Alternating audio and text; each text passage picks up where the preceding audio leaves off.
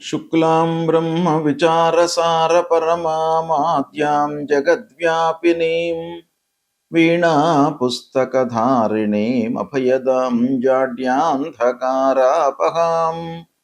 हस्ते स्फाटिकमालिकां विदधतीं पद्मासने संस्थितां वन्दे तां परमेश्वरीं भगवतीं बुद्धिप्रदां शारदां। श्री महागणाधिपतये नमः। श्री महासरस्वत्यै नमः। श्री गुरुभ्यो नमः। మే నెలలో గోచార ఫలితాలు ఎలా ఉన్నాయో తెలుసుకుందాం. మే మాసంలో ఉన్నటువంటి గ్రహస్థితిని ప్రధానంగా మనం చూసినట్టయితే సూర్య భగవానుడు 15వ తారీఖు వరకు మేషరాశిలో సంచరిస్తున్నాడు. తదనంతరం వృషభ రాశిలోకి ప్రవేశించి మాసాంతం వరకు కూడాను వృషభ రాశిలో ఉంటున్నాడు. కుజుడు 12వ తారీఖు వరకు మీనంలో సంచరిస్తున్నాడు. 12 నుండి మాసాంతం వరకు మేషరాశిలో సంచరిస్తున్నాడు. బుధుడు 1వ తారీఖు నుండి మేషంలో సంచరిస్తున్నాడు. 15వ తారీఖు వరకు ఉంటున్నాడు. 15వ తారీఖు నుండి వృషభ రాశిలోకి ప్రవేశిస్తున్నాడు. 29వ తారీఖు వరకు వృషభంలో ఉంటున్నాడు. 29 నుండి మాసాంతం మిథున రాశిలో ఉంటున్నాడు బుధుడు. గురువు మిథున రాశిలో సంచరిస్తున్నాడు. శుక్రుడు 14వ తారీఖు వరకు వృషభ రాశిలో సంచరిస్తూ 14వ తారీఖు నుండి మిథున రాశిలోకి ప్రవేశించి మాసాంతం కూడాను మిథున రాశిలో సంచరిస్తున్నాడు. శనైశ్చరుడు మీనరాశిలో సంచరిస్తున్నాడు. రాహువు కుంభరాశిలో సంచరిస్తున్నాడు. కేతువు సింహరాశిలో సంచరిస్తున్నాడు. ఈ విధంగా ఈ మే నెలలో గ్రహస్థితి ఈ 8 ముఖ్యమైనటువంటి గ్రహాల యొక్క సంచారము ఉంది.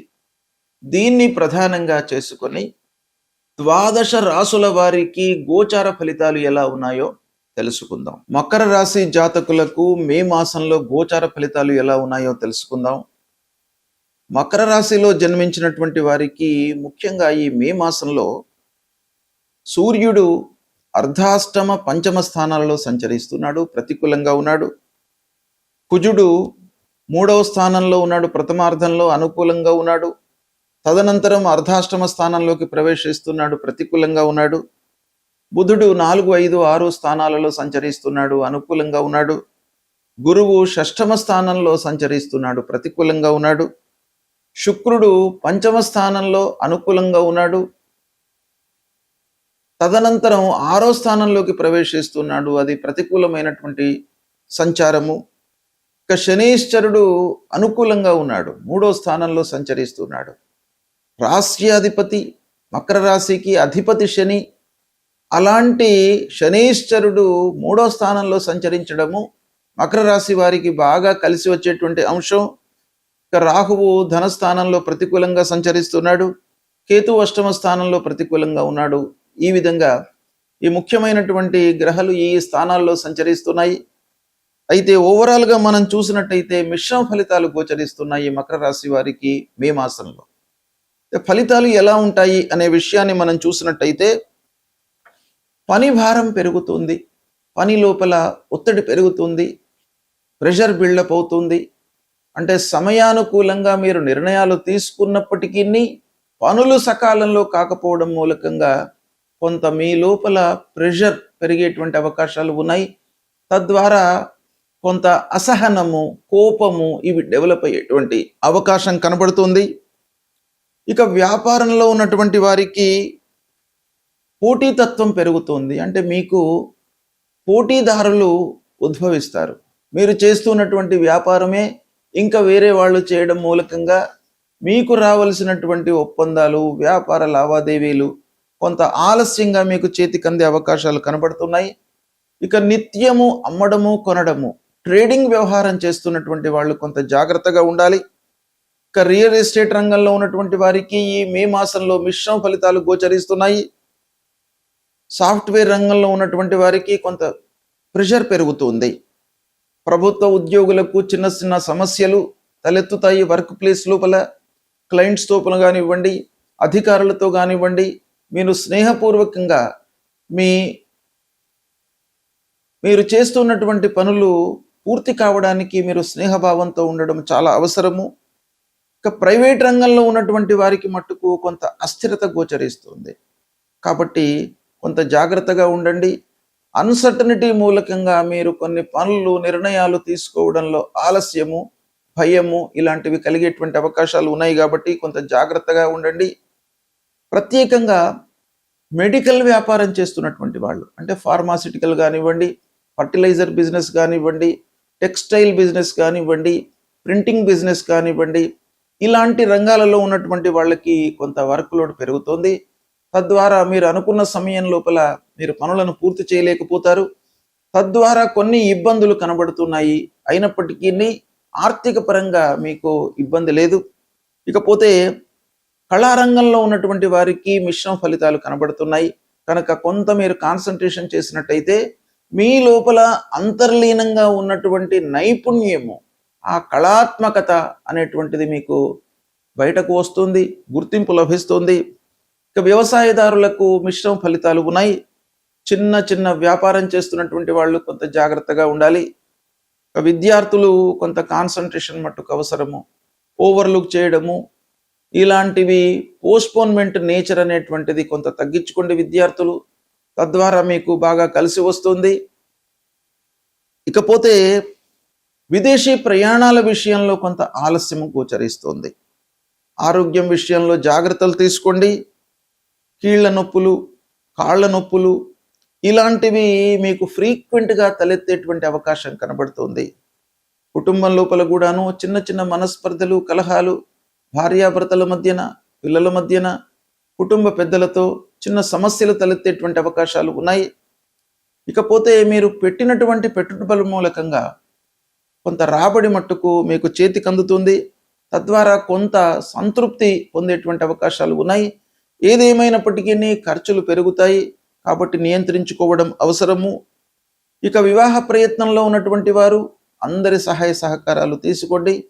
బంధువర్గం యొక్క సహకారము, స్నేహితుల యొక్క సహకారము, కుటుంబ పెద్దలతో చర్చించడము ఇలాంటివన్నీ చేసినట్టయితే వివాహ ప్రయత్నాలలో ఉన్నటువంటి వారికి కొంత కలిసి వస్తుంది. ఇకపోతే పిల్లల విషయంలో కొంత ఆందోళన ఉంది. కాబట్టి వాళ్ళపైన మీరు బాగా కాన్సన్ట్రేట్ చేయండి.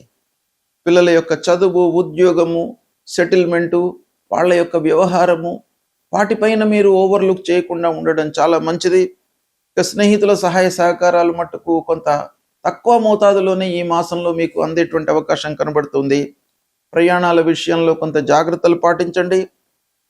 తరచుగా కోపము, అసహనము బిల్డప్ అయ్యేటువంటి అవకాశం బాగా ఉంది ఈ మాసంలో. కాబట్టి మీరు ఓపిక అనేటువంటిది బాగా ఈ మాసము అవసరము. దాన్ని ఎలా మీరు సమకూర్చుకుంటారు అనేటువంటి విషయాన్ని మీరు ఉన్నటువంటి పరిస్థితి, ఆ ఉన్నటువంటి పనులు వీటన్నిటిని దృష్టిలో పెట్టుకొని అది బిల్డప్ చేసుకోండి. ఓవరాల్గా చూసినట్టయితే మకర రాశి వారికి మిశ్రమ ఫలితాలు ఉన్నాయి. శనేశ్వరుడు మట్టుకు అనుకూలంగా ఉన్నాడు. డబ్బు వస్తుంది. తద్వారా కొంత సంతృప్తి మట్టుకు ఉంటుంది. గ్రహస్థితి ప్రతికూలంగా ఉన్నప్పుడు మనము చేయవలసినటువంటి కర్తవ్యం ఏంటంటే పరిహారాలు చేసుకోవడము, భగవంతుడి యొక్క అనుగ్రహాన్ని పొందడము. ఈ క్రమంలో పరిహారము అనగానే ఆ గ్రహానికి సంబంధించినటువంటి జపము, దానము ఇవి చేసుకోవడము. ప్రథమంగా సూర్యుడు ప్రతికూలంగా సంచరిస్తున్నటువంటి సమయం లోపల మనం ఏం చేయాలి? సూర్య భగవానుడికి సంబంధించినటువంటి మూల మంత్రాన్ని మనం జపించుకోవాలి. మీకు ఎన్నిసార్లు వీలైతే అన్నిసార్లు జపించుకోవచ్చును. కనీసము ఒక 10 సార్లు. జపా కుసుమ సంకాశం కాశ్యపేయం మహద్యుతిం తమూరిం సర్వపాపఘ్నం ప్రణతోస్మి దివాకరం అనేటువంటి మూల మంత్రాన్ని ప్రతినిత్యం కూడాను చదువుకోండి. ఆదిత్య హృదయము ప్రధానంగా మీరు స్తోత్ర పారాయణం చేసినట్టయితే సూర్య భగవానుడి యొక్క అనుగ్రహము మీకు లభిస్తుంది. తద్వారా ఆరోగ్యము, మీ లోపల ఒక సంతోషము, ఆనందము, శారీరక రుగ్మతలు లేకుండా ఉండడము ఇలాంటివన్నీ కూడాను ఆ సూర్య భగవానుడి మూలకంగా మీకు సమకూరుస్తుంది. కాబట్టి సూర్యుడికి సంబంధించినటువంటి చేయండి. గాయత్రి ఉపాసన చేయండి. సూర్య నమస్కారాలు చేయండి. సూర్యుడికి అర్ఘ్య ప్రదానం చేయండి. ఇవి చేసినట్టయితే మీకు ఆరోగ్య సమస్యలు లేకుండా ఉంటాయి. ఆరోగ్యమే మహాభాగ్యం కాబట్టి సూర్యుడి యొక్క సంచారము మన పైన చాలా ప్రభావాన్ని చూపిస్తుంది. డైరెక్ట్గా మనకు ఆరోగ్యం పైన, ఆరోగ్యం ద్వారా మిగతావన్నీ కూడాను లింక్ అయి ఉంటాయి. కాబట్టి ప్రథమంగా ఆరోగ్యానికి ఉండడానికి సూర్య భగవాను మీరు సంతృప్తి కొరకై ఈ స్తోత్ర పారాయణం చేసుకోండి. అదేవిధంగా అంగారకుడు ప్రతికూలంగా ఉన్నప్పుడు, అంగారకుడు 3, 6, 11 స్థానాల లోపలనే మనకు అనుకూలమైనటువంటి ఫలితాలను ఇస్తాడు. కనుక అంగారకుడు ప్రతికూలంగా ఉండడానికే ఎక్కువ అవకాశాలు ఉంటాయి. కాబట్టి అంగారకుడిని ప్రీతి చేసుకోవడానికై, అంటే కుజగ్రహమును ప్రీతి చేసుకోవడానికై అధిష్టాన దేవత అయినటువంటి ఆ సుబ్రహ్మణ్య స్వామిని పూజించండి.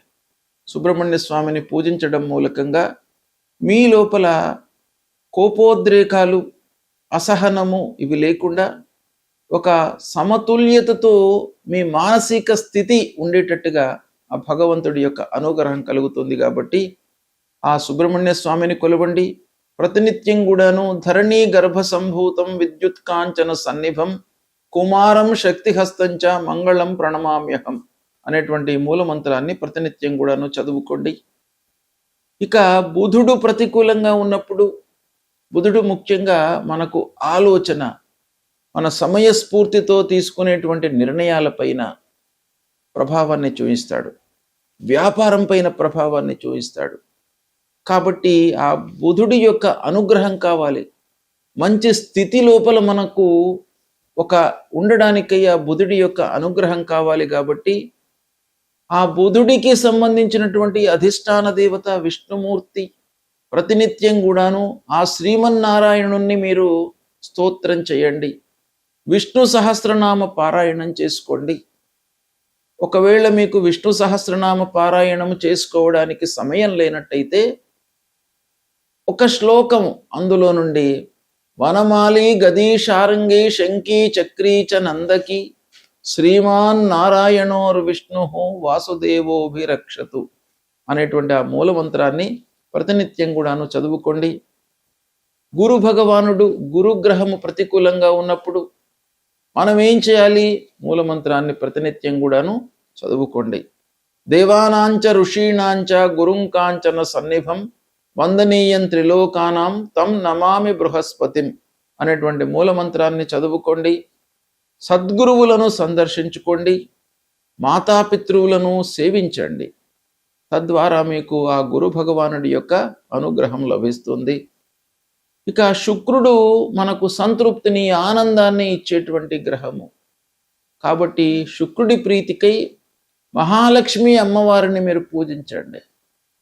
తద్వారా మీకు అనుకూలత కలుగుతుంది. ఇక ప్రధానమైనటువంటి గ్రహము శనీశ్వరుడు. శని ప్రతికూలంగా ఉన్నప్పుడు తప్పకుండా పరిహారాలు చేసుకోవాలి. నీలాంజన సమాభాసం రవిపుత్రం యమాగ్రజం ఛాయా మార్తాండ సంభూతం తం నమామి శనీశ్వరం అనేటువంటి మూలమంత్రాన్ని ప్రతినిత్యం కూడాను జపించండి. హనుమాన్ చాలీసా పారాయణం చేయండి. నల్లని నువ్వులు, ఇనుప ముక్క, నల్లని నువ్వులతో చేసినటువంటి నూనెను మీరు దానంగా ఇవ్వండి. లేదా నవగ్రహాల లోపల పశ్చిమ దిశలో ఉండేటువంటి ఆ శని గ్రహాన్ని తైలాభిషేకం చేసి కాళ్ళు గడుక్కొని దాని తర్వాత మళ్ళీ ఆంజనేయ స్వామి దర్శనం చేసుకోండి. అలా చేసుకున్నట్టయితే మీకు శని భగవానుడి యొక్క అనుగ్రహం లభిస్తుంది. ఇక రాహువు ప్రధానమైనటువంటి గ్రహము. మన లోపల భయభ్రాంతులను క్రియేట్ చేసేటువంటి గ్రహము. తెలియకుండా ఒక ఇల్యూషన్కు గురి చేసేటువంటి గ్రహము. కాబట్టి రాహు ప్రీత్యర్థమై అమ్మవారిని దర్శించుకోండి. దుర్గామాత యొక్క అనుగ్రహాన్ని పొందండి. అర్ధకాయం మహావీర్యం చంద్రాదిత్య విమర్దనం సింహికా గర్భ సంభూతం తం రాహుం ప్రణమామ్యహం అనేటువంటి మూలమంత్రాన్ని ప్రతినిత్యం కూడాను చదువుకోండి. ఇక కేతువు మన లోపల ఒక విరక్తిని క్రియేట్ చేసేటువంటి గ్రహం. కేతువు ప్రతికూలంగా ఉన్నప్పుడు మనకు ఆ విషయం పైన అశ్రద్ధను క్రియేట్ చేస్తాడు. శ్రద్ధ లేకుండా మనం పని చేసినట్టయితే సక్సెస్ రేట్ అనేటువంటిది తగ్గిపోతుంది సహజంగా. కాబట్టి ప్రతి విషయం లోపల కూడాను మనకు శ్రద్ధ భక్తులు సమకూర్చుకోవడానికి ఆ కేతువు యొక్క అనుగ్రహం కావాలి. కేతువు యొక్క అధిష్టాన దేవత గణపతిని మీరు పూజించండి. ఆ గణపతి మూలకంగా మనకు ఆటంకాలు లేకుండా ఉంటాయి. పనిపైన మనకు శ్రద్ధ కలుగుతుంది. ఆసక్తితో మనము పని చేస్తాము.